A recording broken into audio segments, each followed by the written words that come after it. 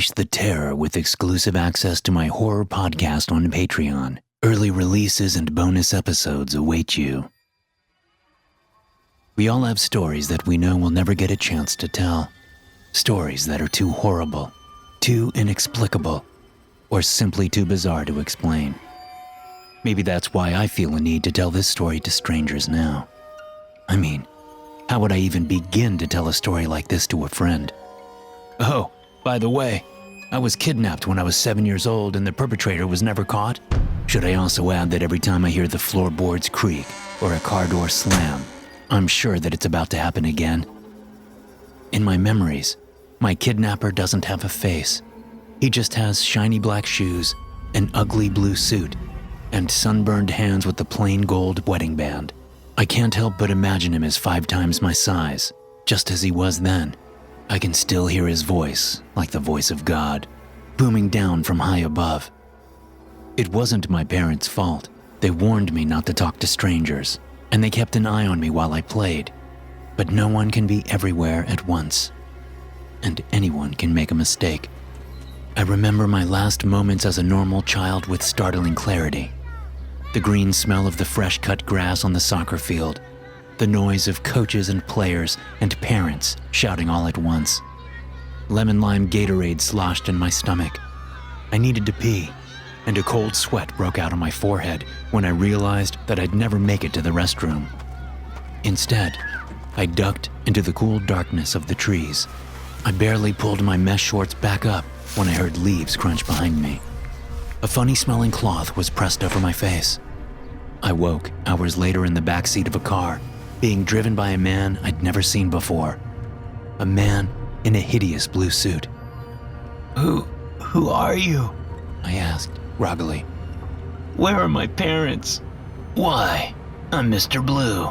He looked at me in the rearview mirror and smiled. And it's not safe for you to be around those people you call your parents. But don't you worry, we're gonna take excellent care of you. What are you talking about? Let me out of here, mister. I want to go home. I want to see my mom and dad. I screamed through my tears. Still sluggish from the drug, I fumbled uselessly with the child locks. Hey, I said. I want to go home. Let me out. Mr. Blue just ignored my tears. He just smiled and drove. Even more terrifying than the strange man behind the wheel was the fact that I couldn't recognize anything outside the windows. How would I ever find my way home? Mr. Blue turned down a tree-lined, one-lane road, then up a gravel drive so overgrown that branches scraped against the car like demons' claws. I wondered if the summer leaves overhead were the last thing I'd ever see. He parked in front of a low gray building and opened my door. Out you go. I did as I was told. Then I started to run the moment my feet hit the gravel. Mr. Blue swept me up easily and carried me into the building beneath his arm. My kicking and biting and punching didn't even wipe the smile off his face. You got guts, kid. I'll give you that. You remind me of my son. He slammed the thick metal door shut with one hand and locked it behind him.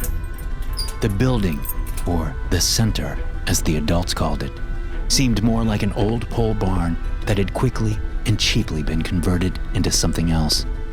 There were 4 gray metal bunk beds on the far wall, a counter with a hot plate on it, a closed bathroom door, and some second-hand bookshelves.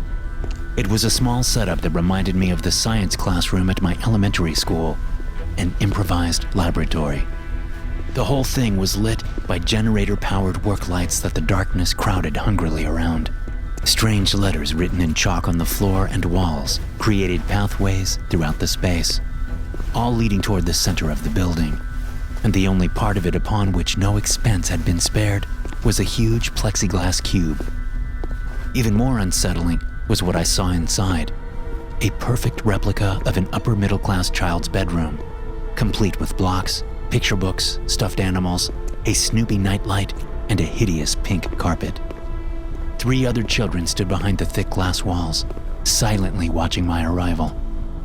As Mr. Blue explained to me, the only way into or out of my new room was an airlock, through which only one child at a time was allowed to pass. If I needed anything, to use the bathroom, drink water, or eat, I could push a button on a panel inside the cube, and one of the caretakers would tend to my needs. I'd never felt so small or alone as when I did when Mr. Blue set me down inside the airlock. I found myself holding onto his suit sleeve. Even though he'd taken me from my parents, I didn't want him to go. I didn't want to be left alone with those 3 strange kids on the other side of the glass. Don't worry, Mr. Blue said kindly as he tugged himself free of me. I'm sure the 4 of you will be great friends.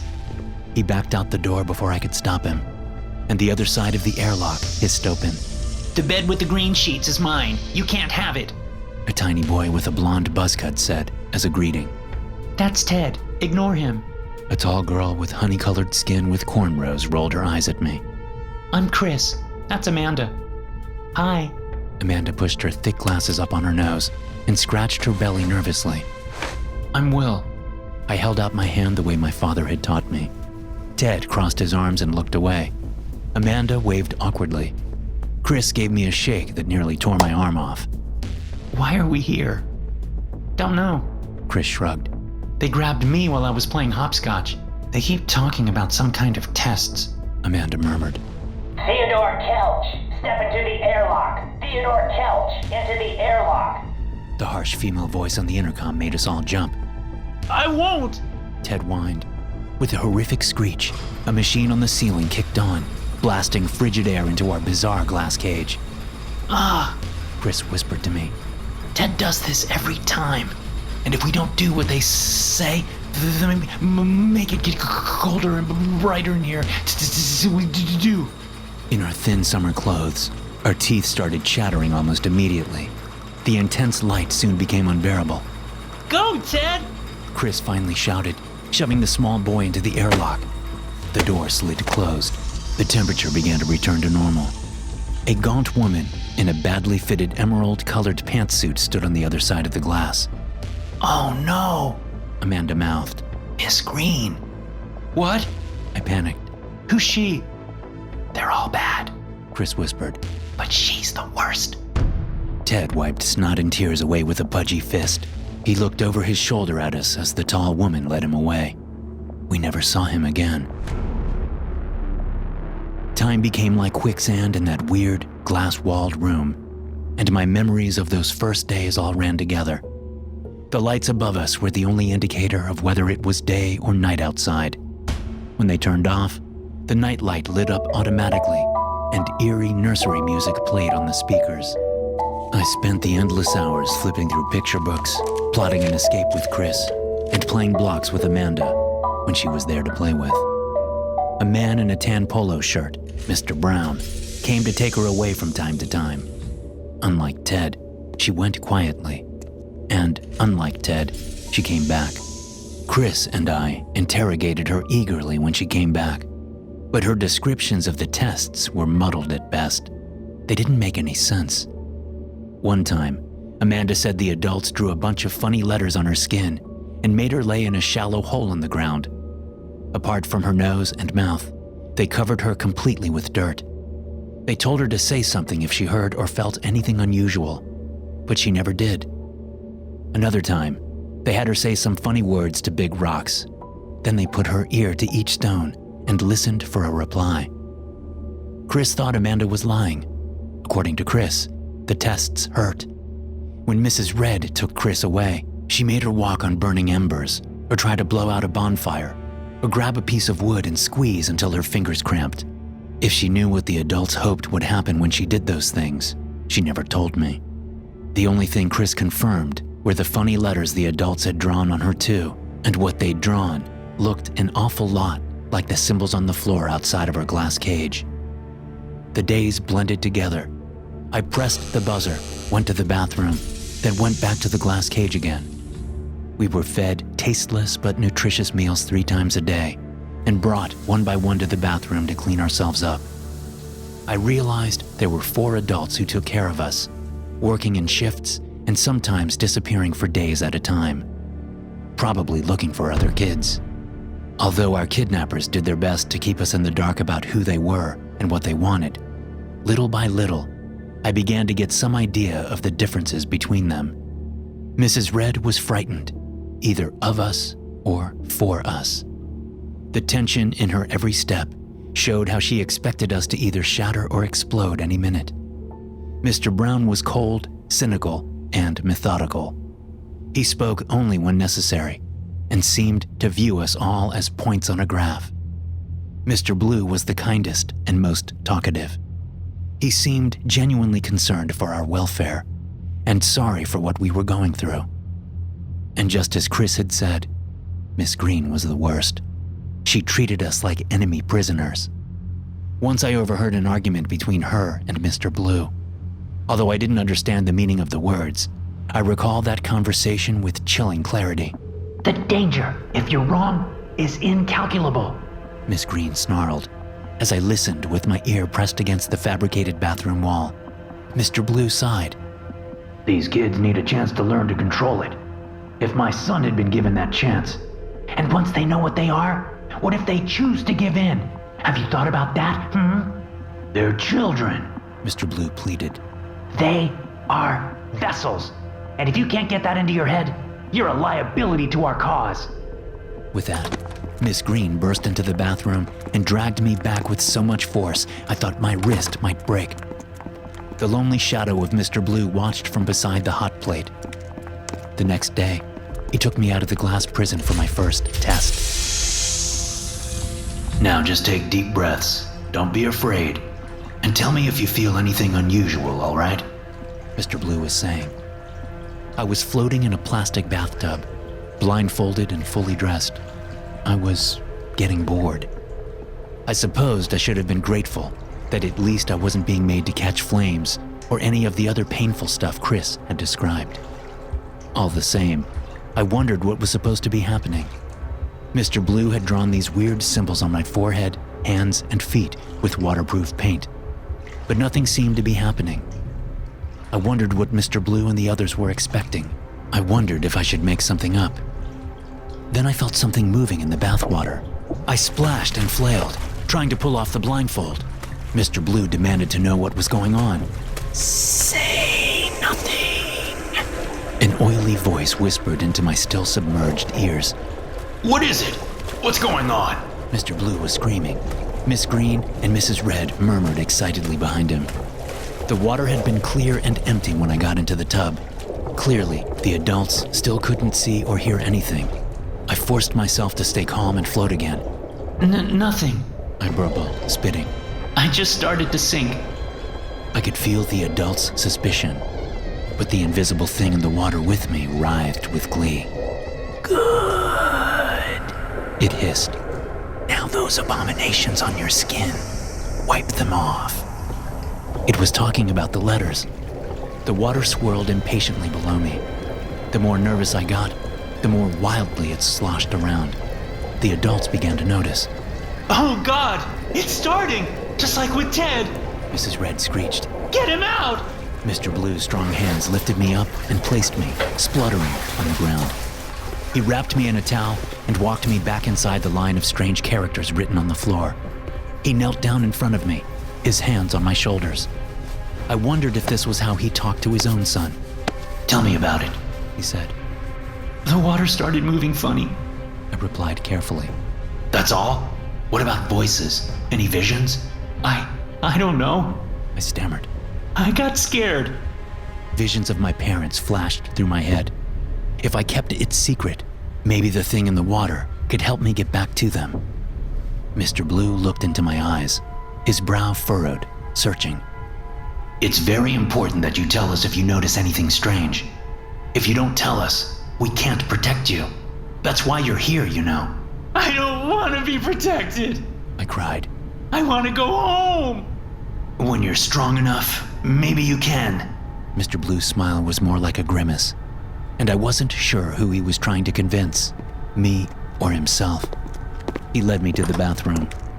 As I washed and redressed in the small improvised room, I kept hoping to see shapes moving in the shower spray, or words forming on the fogged-up mirror, but none did. The buzz of the adults' conversation followed me, until the airlock and the plexiglass walls cut it out completely. Whatever I'd done, it had caused a stir. Chris knew, too. She raised her eyebrows and pressed a finger to her lips. I understood. It wasn't safe to talk out loud. I noticed she had bandages on her arm. Chris picked up a picture book, using it to hide her moving lips.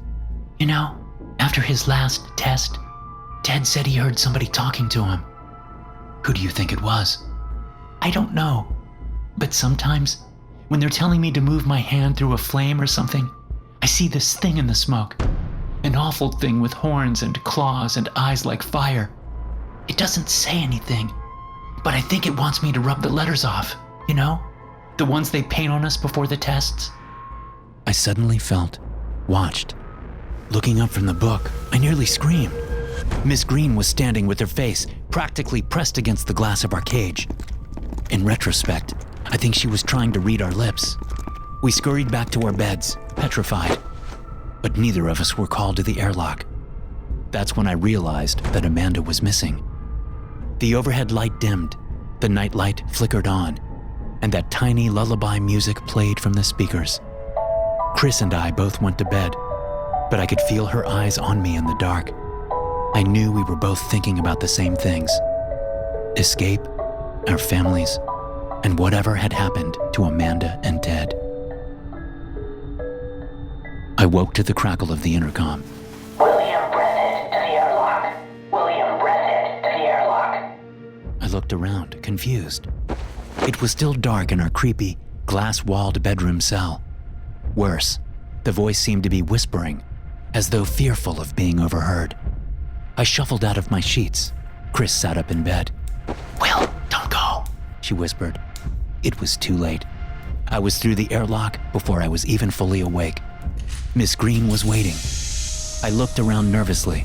Mr. Blue, Mrs. Red, and Mr. Brown were all sleeping in the military-style bunk beds against the wall. Miss Green was probably supposed to keep watch, but instead, she grabbed the back of my neck, covered my mouth with a bony hand, and marched me out the main door of the center. I was outside again for the first time in days. Everything from the twinkling of the stars to the swaying of trees in the night air felt new, strange, and miraculous. Wherever Mr. Blue had taken me, it was far enough out in the country that there was almost no light pollution. I could see just fine by the light of the moon and stars. It was almost enough to distract me from the vice-like grip of the fanatical woman behind me. As she pushed me forward through the overgrown grass, past stacks of rotting tractor tires and broken-down sheds, I wondered where she was taking me and why. I nearly fell into it before I realized what it was. A round, lightless mouth in the ground. A well. I could hear the trickle of water far below. It was like it was calling to me, but I didn't want to go. A rope and pulley apparatus was hooked up to a gnarled tree limb over the ancient well. I looked from it to Miss Green with horror, but there was no mercy in her determined glare. I decided to make a run for it when the gaunt woman expertly pulled my legs out from under me and tied them with the rope. Her speed and precision gave me a terrifying insight. She'd done this before. I screamed and flailed like a caught fish when she heaved me into the air, but I knew it would do no good. The center was too far away, and there was no one else to hear my cries. As Miss Green lowered me upside down into the pit, I noticed writing on the cracked stone rim of the well. They were the same symbols that had been drawn on my skin the last time they'd put me in the water. I recalled the oily voice. Those abominations. Wipe them off. I pretended to struggle and flail while Miss Green lowered me into the water, but I had a plan. Once I was close enough to the stony rim, I swung wide, smearing muck across one of the weird letters. I had no idea what I'd just done. I only hoped it would help me survive the damp darkness that I was being lowered headfirst into. It was a long way down to the water. As its freezing blackness covered my face, that slimy voice wormed its way into my ears again. Foolish woman. She thought she could trap me. But you have done well. Oh yes, very well indeed. Now we will trap her. Its excitement made the well bubble, as though it were boiling. My lungs burned. I was running out of air. Let me in. Let me in. Let me in. The scream inside my head was so loud that my eyes and mouth popped open at once. Cold water and something more rushed into my lungs. I felt it right away. I was no longer alone inside my own body.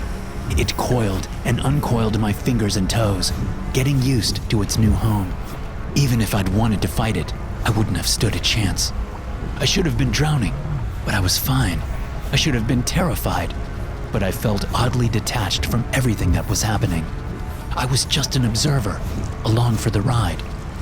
I watched myself slither snake-like up the rope, moving in ways that should have been impossible for my 7-year-old body. I watched myself leap at Miss Green, screeching something at her in a language I didn't know. I felt my fingers close around her eyes and pull them from her skull, like plucking grapes from a vine. I don't remember much after that. I awoke to Mrs. Red and Mr. Brown screaming. The center was in flames. Chris was touching the fire and transforming as I had transformed, before disappearing into the smoke.